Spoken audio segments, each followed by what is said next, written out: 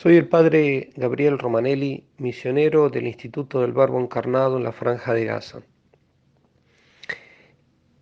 El Evangelio de hoy es tomado de Juan capítulo 15, versículos 18 al 21, y dice así: En aquel tiempo dijo Jesús a sus discípulos: Si el mundo os odia, sabed que me ha odiado a mí antes que a vosotros.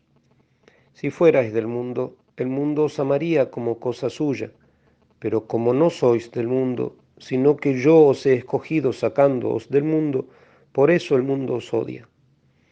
Recordad lo que os dije: no es el siervo más que su amo. Si a mí me han perseguido, también a vosotros os perseguirán. Si han guardado mi palabra, también guardarán la vuestra. Y todo eso lo harán con vosotros a causa de mi nombre, porque no conocen al que me envió. Queridos hermanos, en definitiva, nuestro Señor Jesucristo está diciendo a sus discípulos, a nosotros, a sus seguidores, nos está diciendo que hemos de pasar persecución. Y si bien en muchos momentos de la historia esta persecución no es abierta, no es eh, sangrienta, no por ello deja de ser una, una verdadera persecución en su esencia. Porque persecución es cuando uno ataca, persigue, valga la redundancia, denigra, trata de defenestrar, trata de suprimir a una determinada persona, a un determinado grupo. Y eso es lo que hace el mundo con los cristianos. Eso es lo que hace el mundo con los seguidores de Cristo. El mundo trata de denigrar, de apartar, de separar, de poner en el ángulo, arrinconar, trata de desintegrar, trata que desaparezcan los seguidores de Cristo. Y si por algunos momentos de la historia o en algunos lugares del mundo eso no se ve de manera muy patente, como pasó y pasa en muchas partes del mundo, donde a la Iglesia el Espíritu Santo le concede un tiempo de bonanza, no por eso deja de ser absolutamente cierto lo que hoy dice nuestro Señor Jesucristo, que a ustedes los van a perseguir, a vosotros os perseguirán.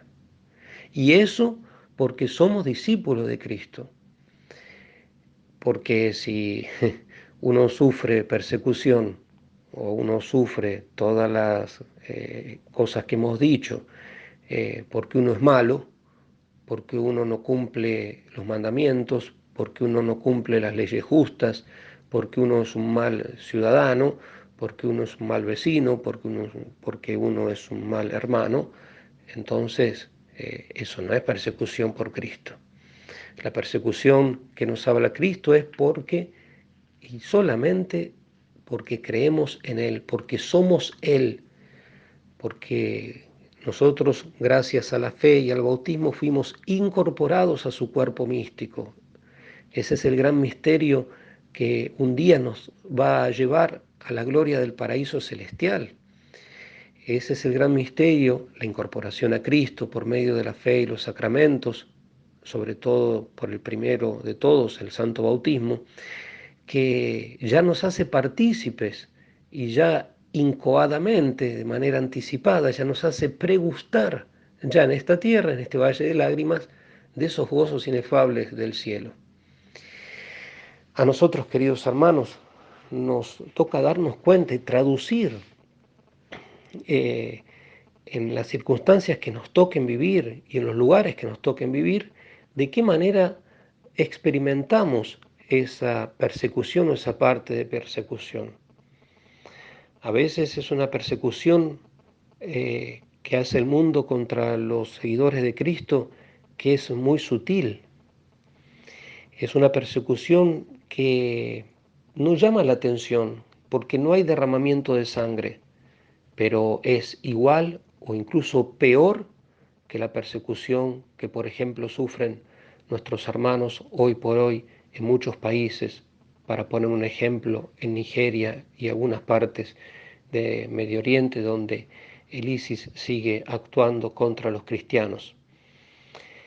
Eh, por eso es que nosotros, digo, tenemos que con nuestra inteligencia pensar y darnos cuenta, a ver, ¿por qué me pasa esto a mí? ¿Por qué nos pasa esto a nuestra comunidad cristiana en tal lugar o en tales circunstancias?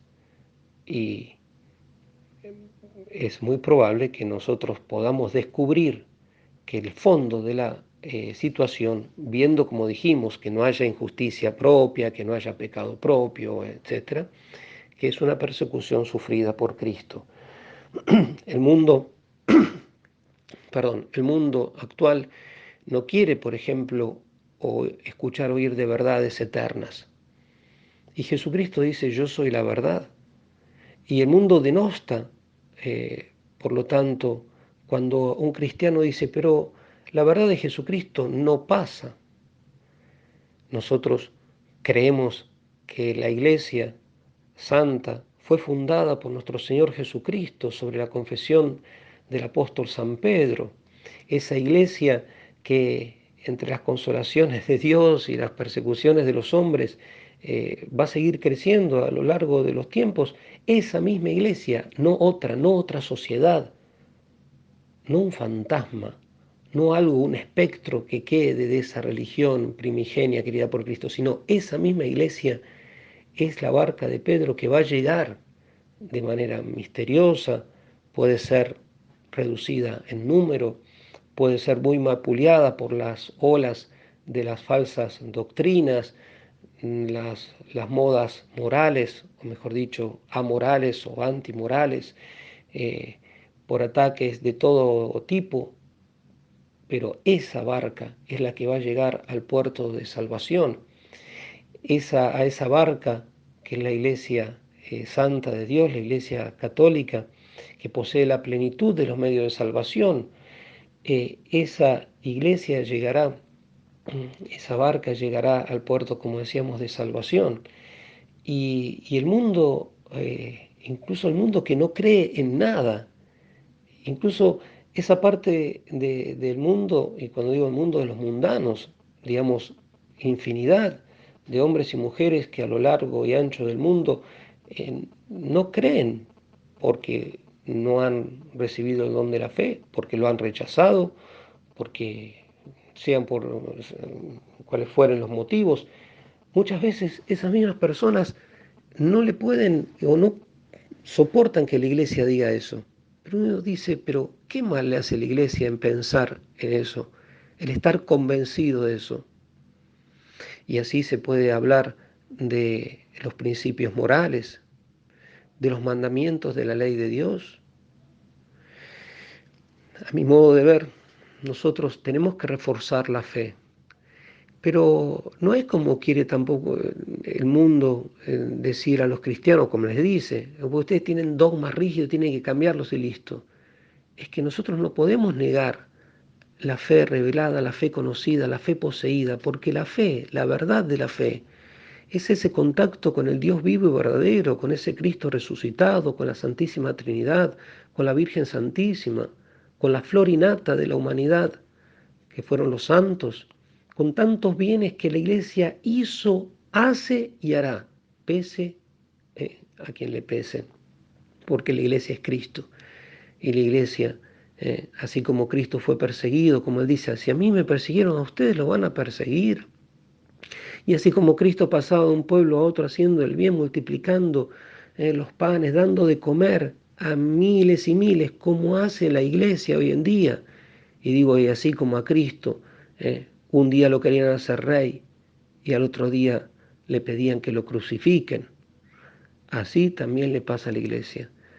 Por momento y en algunos lugares los cristianos van a experimentar que hasta hay mucha gente, muchos mundanos y muchos cristianos, seguidores de Cristo, que después desgraciadamente muchos abandonan, pero que por momentos es como que a uno lo encumbran a la iglesia.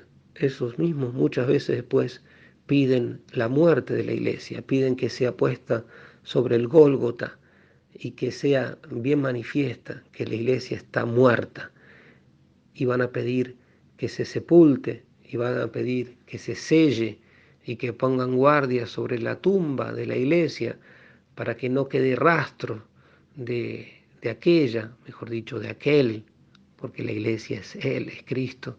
Pero así como pasó, va a seguir pasando. Y así como Cristo salió de ese sepulcro victorioso, nosotros que estamos festejando este tiempo hermosísimo de Pascua, así pasa con la iglesia. Cada vez que la iglesia es puesta en sepulcro y es sellada la puerta de ese sepulcro y ponen hasta guardias para que no salga, la iglesia sale siempre victoriosa. Pero para eso, los miembros de la iglesia tenemos que ser fieles a Jesucristo. Tenemos que poner por obra aquello que nos hace distintivos a los cristianos delante del mundo, que no es la soberbia, que no son los engaños, que no son los vicios, sino que es el amor verdadero, la caridad, como dijo Cristo. Amaos los unos a los otros, ámense unos a otros. En esto conocerá el mundo en que son discípulos míos, en el amor que tengan ustedes uno con otro. Y es más, ese amor de caridad va a ser motivo de la conversión de tantos en el mundo, porque Cristo vino a salvar a la humanidad y a todos le da la posibilidad de recibir esa redención. En definitiva, podríamos seguir hablando muchísimo sobre el tema de la persecución. Pidámosle a la Santísima Virgen María en primer lugar por nuestros hermanos que sufren persecución sangrienta, por aquellos hermanos nuestros en Cristo que sufren persecución ideológica, persecución en sus puestos de trabajo, persecución en todo el ámbito y en todas partes del mundo donde las sufran. En segundo lugar, pidamos por aquellos que persiguen a los cristianos, por los perseguidores, ya que Cristo nos mandó que recemos por todos, también por ellos, para que la luz de Cristo llegue al corazón, llegue a la mente, llegue a los actos de voluntad de todo hombre y mujer de buena voluntad y lleguen en definitiva a la salvación eterna. Que la Virgen Santísima, Nuestra Señora, nos bendiga y los bendiga a todos ustedes. Amén.